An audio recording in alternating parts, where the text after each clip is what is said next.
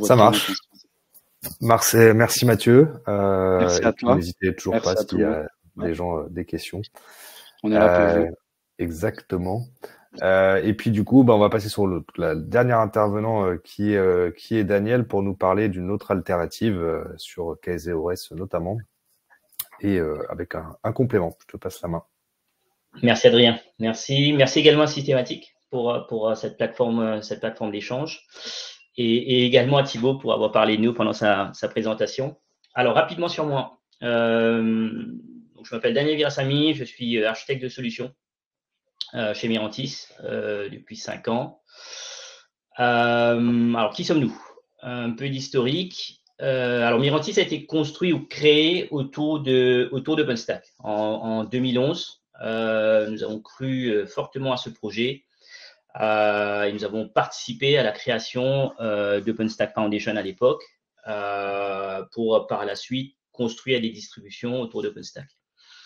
Nous avons accompagné plusieurs centaines de clients au travers des différentes années pour continuer à innover, innover au sein d'OpenStack. Alors, pourquoi vous voyez Docker en parallèle? Tout simplement parce que nous partageons pas mal de choses avec Docker. Déjà, nous avons le même ADN dans le sens où l'envie d'innover au sein de l'open source, donc innover en termes de rajout de code, innover en termes de construction de projets, et innover en termes de construction de distribution. Pour le coup, Mirantis c'était OpenStack et Docker en parallèle, toute la partie containerisation. Et le deuxième aspect de cette histoire en commune, c'est en 2019, on a fait le rachat il y a eu le rachat d'une partie Docker, donc Docker Entreprise, où nous avons fait l'acquisition des assets de type engine, registry et orchestrateur, que ce soit Swarm et Kubernetes, pour ensuite construire cette plateforme commune hyperconvergée. Alors hyperconvergée, pas uniquement dans le sens stockage et compute, mais également hyperconvergée dans le sens où gestion des différents types de workloads, que ce soit machine physique, VM et conteneurs. À travers ces différentes solutions et plateformes, du coup, nous avons accompagné pas mal de clients, les plus connus et sûrement les services que vous utilisez au jour le jour. Hein. Par exemple, avec la 3G, 4G, 5G, c'est Ericsson. Ericsson, c'est un de nos plus gros clients, avec plus de 700 clients d'Ericsson que nous aidons à supporter. Nous avons Booking.com, qui est l'une des plateformes les plus connues dans le monde du voyage. Et donc là, nous avons énormément d'infrastructures chez Booking.com que nous supportons, plus de 8000 serveurs. On a tous une carte bleue avec le petit logo Visa. Visa, c'est un de nos plus gros clients où nous avons plus de 100 millions de transactions qui passent sur nos plateformes tous les jours. Donc voilà. Et pourquoi ils nous font confiance? C'est parce que nous avons cette capacité à rendre l'open source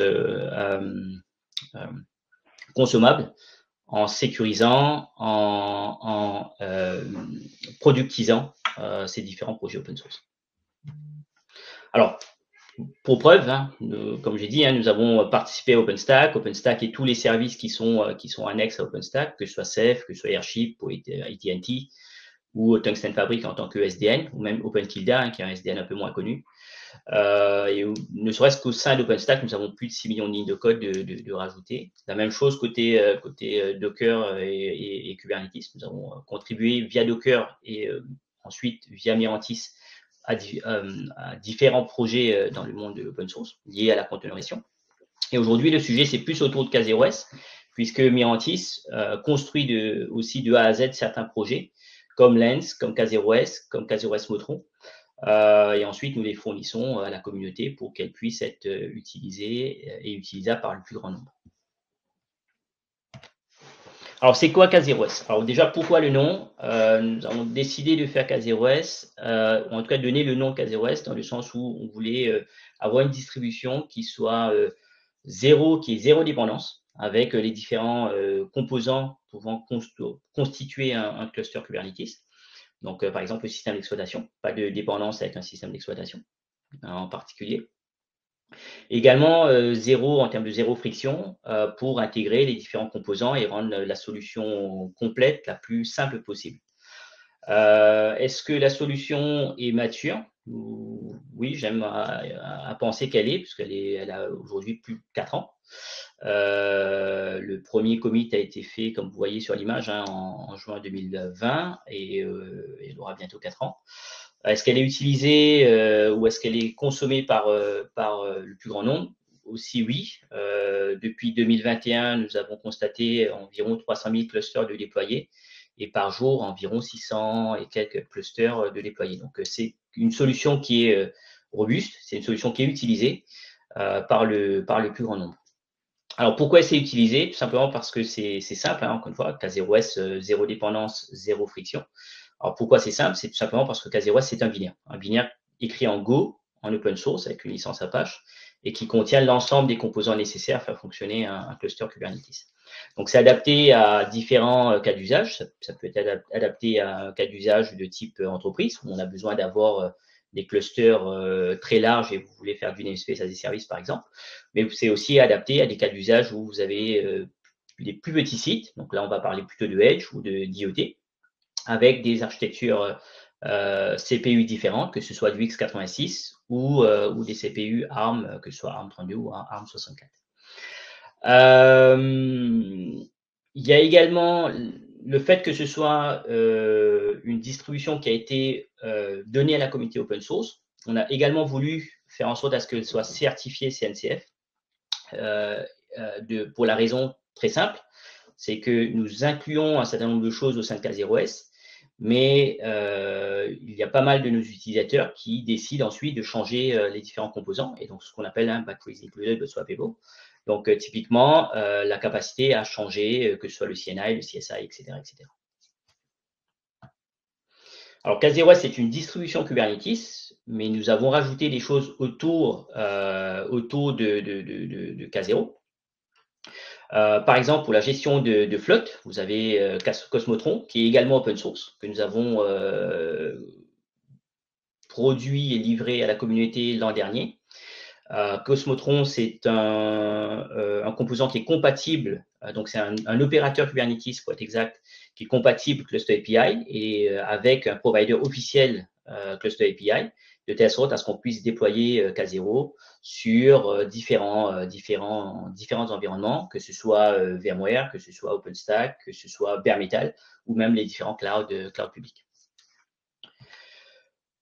En plus de cela, nous avons ce qu'on appelle le Mirantis Hybrid Multi-Cloud Platform.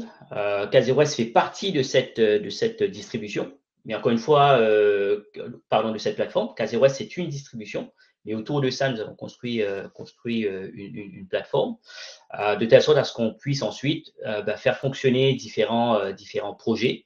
La gestion des VM, par exemple, avec KubeVirt, mais également OpenStack, puisque nous faisions fonctionner OpenStack en tant que microservice sur Kubernetes. Serverless, FAS, donc on a pas mal de composants open source qui sont ensuite rajoutés autour de K0S pour faire une solution plus complète. Alors, encore une fois, ce n'est pas le sujet aujourd'hui, mais la raison pour laquelle je parle de K0S Motron et de la plateforme, c'est tout simplement pour ensuite pour que ça fasse un peu plus sens sur ce tableau. Alors, si on regarde les différentes versions de Kubernetes que nous supportons, le projet K0S a une fenêtre glissante de 4 versions. Donc aujourd'hui, c'est 1.26, 1.27, 1.28 et 1.29 en version majeure. Et ensuite, quand on va supporter la 1.30, on va glisser et on va supporter 1.27, 1.28, 1.29 et la 1.30. Voilà. Donc en version majeure. Et ensuite, pour chaque version majeure, nous avons plusieurs versions mineures qui sont également incluses dans le support. En termes de runtime, on est également, on a deux modèles. On a le modèle où c'est embarqué dans le binaire, donc, et par défaut, c'est containerd. Mais vous avez aussi le modèle où vous amenez votre propre runtime. Donc, ça peut être du CRIO, Docker, ça peut être du Kata.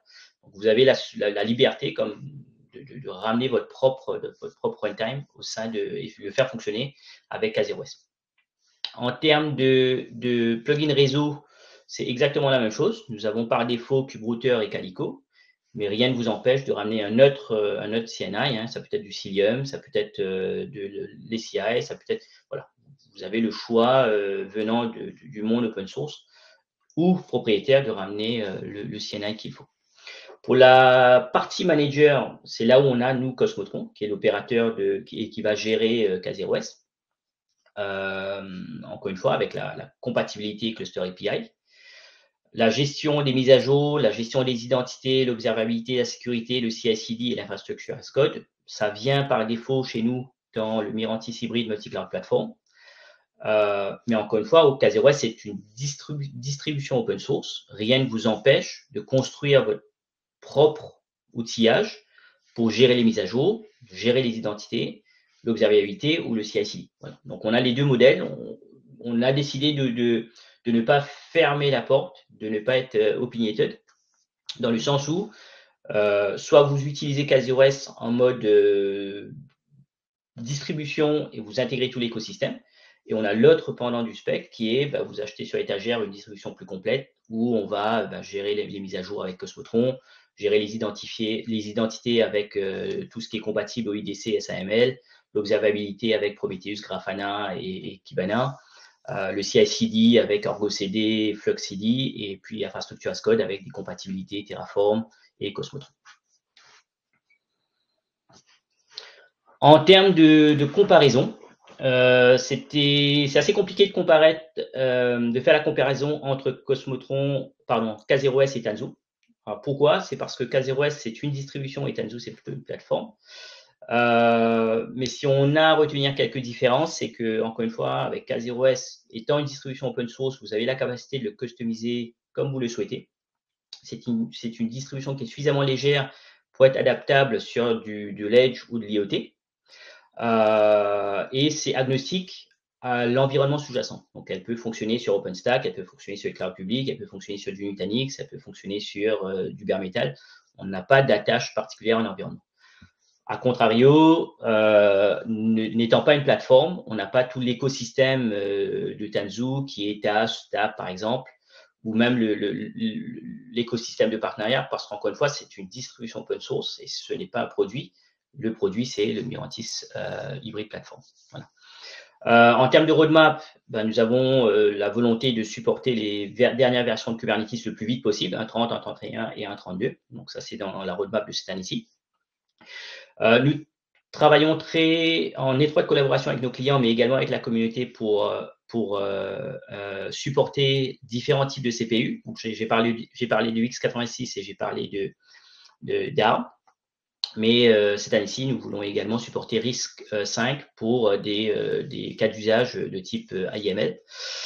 Et finalement, en termes de cycle de vie, continuer à travailler sur Cosmotron et Cluster API, rajouter des fonctionnalités de self-healing et auto-scaling, par exemple, et également avoir la capacité de faire du load balancing autonome, c'est-à-dire sans load balancer externe pour les environnements qui n'ont pas ou qui ne portent pas de load balancer type VMware ou type bare metal. Et pour finir, nos offres commerciales. Alors, c'est très, très simple. Nous, notre modèle de souscription, parce que c'est une distribution, encore une fois, open source, c'est basé sur le support de ce package. On a deux niveaux de support, 24/7 et Managed Services. Donc, on appelle ce qu'on appelle Obscare et Obscare Plus. Et nous comptons les nœuds de type worker sur lesquels ensuite nous avons une tarification. Voilà. Voilà, Adrien. Parfait. Merci, Daniel. Respect du timing à peu près. Il reste pour une question, parce que j'en vois une dans le chat, donc je me permets. Donc, Guillaume qui demandait quelle est la licence de K0S. Donc, je pense qu'on parle de licence open source ouais. sur laquelle elle se base. C'est la licence Apache. Ça marche. Écoute, merci beaucoup, très intéressant. Et puis, écoute, tu clôtures parfaitement la session. N'hésitez toujours pas à poser des questions si vous en avez encore. Daniel, ce sera un plaisir. Je parle en ton nom, mais ce sera un plaisir d'y répondre. Merci, Adrien.